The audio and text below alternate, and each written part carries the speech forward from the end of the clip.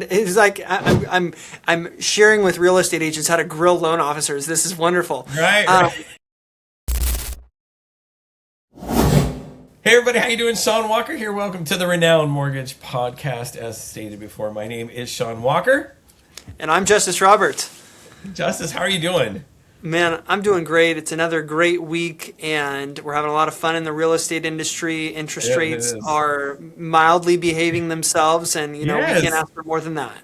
Right. No, absolutely. It's the crystal ball. Somebody's reaching for the plug. They want to try and plug it in. We're just saying, no, we're going to let the market do what it does. Well, you can probably hear it in my voice out there, America. I got it. Whatever it is that's going around right now, I've got it. It's a little bit there. So if my voice sounds far more podcasty and deeper, it's because you can thank my 14-year-old daughter for that. I caught whatever it was that she caught. But we're really excited to be with you this week. Hey, again, remember, if you find any of this valuable, like, share, subscribe, all the good things.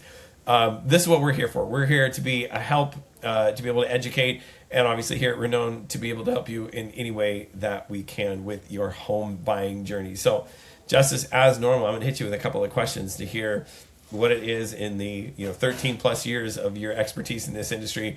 I made a little bit of a twist this week. I wanted to talk about real estate agents because there are a lot of real estate agents out there that that whole lending side is a little bit of a mystery, and so kind of came up with some questions from that perspective. So are you ready?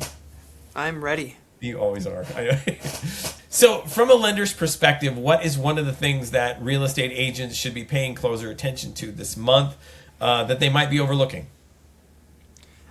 The first thing that comes to mind, I would say, for real estate agents, I mean, top real estate agent professionals in the industry, as it relates to how we relate, I'd say that they engage with a lender, Yeah. in a very intentional way. And I'd say there's three main questions that I would probably recommend that every real estate agent, whether it's a buyer's agent representing their client or whether it's a listing agent that is reaching out and trying to vet the buyer's financing. And I'd say that I notice agents that do it really well. So like the top three Yeah. questions that I would have agents ask a lender and engage in intentional communication. Number one is, how likely is this transaction to close?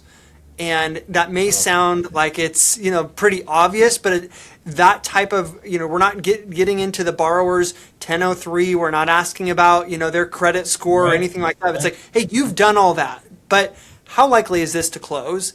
And seeing what type of feedback they can get. And it's like I'm sharing with real estate agents how to grill loan officers. This is wonderful. Right. Right.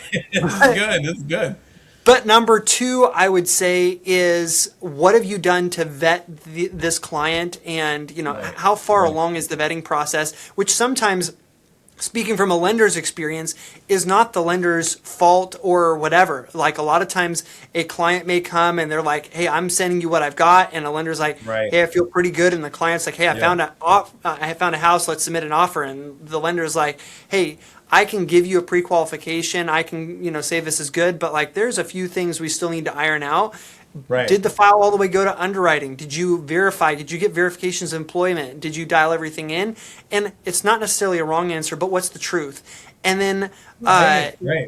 number three, what I would say is what's your communication plan?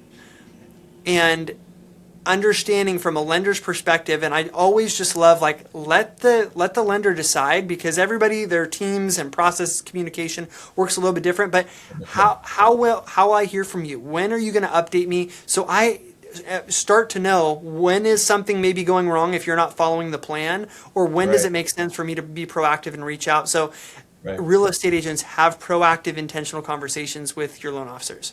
Awesome. Awesome. Awesome. Well, okay. So what's, one buyer behavior that you're seeing right now that, agents probably should be proactively preparing their clients for then on the other side? I'd say proactively preparing from just some of the few transactions we've had early on to start the year. I would say setting expectations for inspections. With Wow. the Okay. amount of time that homes are sitting on the market, I think that they're can be maybe more of a likelihood that there's maybe more issues with a property if it's sitting on the market for a little bit longer. And so setting expectations. If a buyer's coming in, they really like, hey, we're going to beat them up on the price. We put them under contract, and then you find out that there's stuff wrong with the house. Well, that's probably a reason why there's a reason, yeah. there's a reason why that's the case.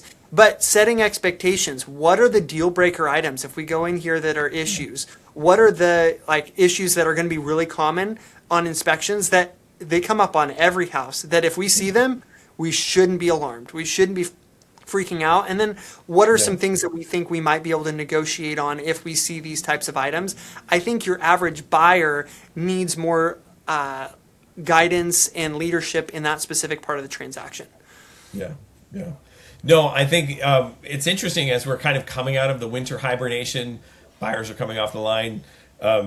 You're going to begin to start to find maybe it was something that was wrong with the property. Maybe there was something that it was like, wow, or maybe it was just the season pricing has changed. So there's just so many different variables that play in, and now all of a sudden, why are we seeing like right now? I know of a couple of properties they're going to go really they're going to close it under 20 days. I've just seen it. I've been watching them on the market. They're going to close in under 20 days because everything was just the agent had everything so prepared and so ready to go, and you've got buyers that are coming in not with just pre-quals but fully written and fully underwritten pre-quals. So I mean, it's just there's so much going on right now. So those conversations between the agent and the lender are so key and so important. And so we just want to encourage you, all the agents, go ahead and ask the tough questions, because if your lender is quality and your lender's been in the business and understand and seeing the ups and downs of the market trends, they're not afraid of those questions. And actually, they would encourage them and welcome them.